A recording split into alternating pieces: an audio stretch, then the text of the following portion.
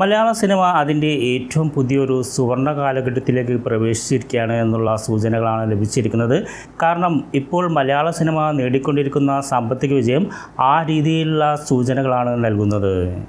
ഈ വർഷം തന്നെ റിലീസായിട്ടുള്ള നിരവധി മലയാള സിനിമകൾ കേരളത്തിനകത്തും പുറത്തും വമ്പൻ സാമ്പത്തിക വിജയമാണ് നേടിയിരിക്കുന്നത്.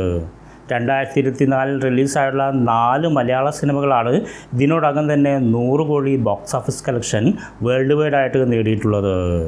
2024 ആദ്യം തന്നെ 100 കോടി ബോക്സ് ഓഫീസ് കളക്ഷൻ നേടിയത് മഞ്ഞുമൽ ബോയ്സ് എന്ന സിനിമയാണ്.